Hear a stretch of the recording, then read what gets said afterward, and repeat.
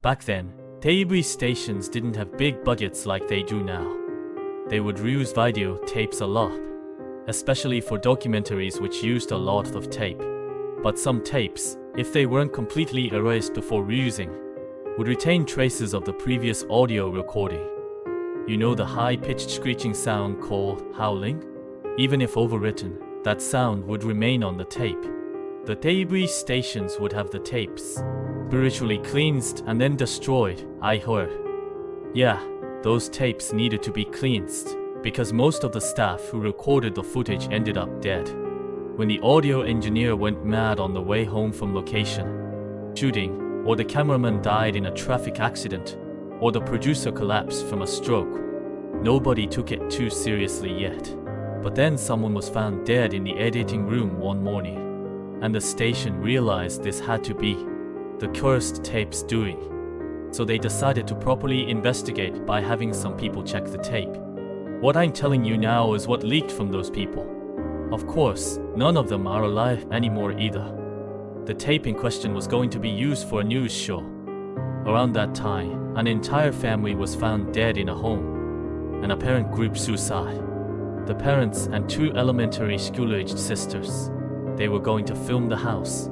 Since the tape hadn't been edited yet, you could hear the staff talking.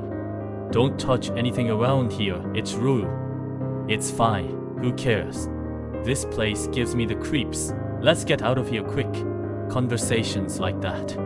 When they were about to enter the last room where the suicide happened, the audio engineer desperately tried to stop them. Can't you hear that? We need to stop this.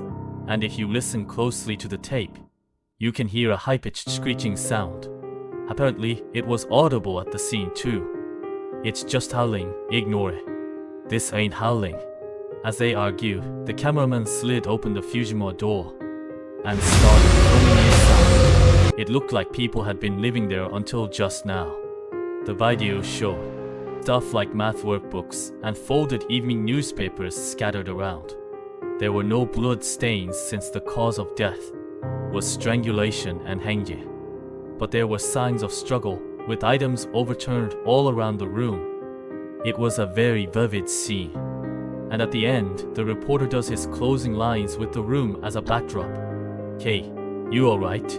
After the formal shooting ended, you can hear another staff member calling out to the audio guy.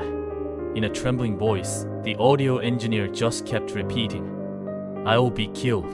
I'll be killed." And that's the end of the tape.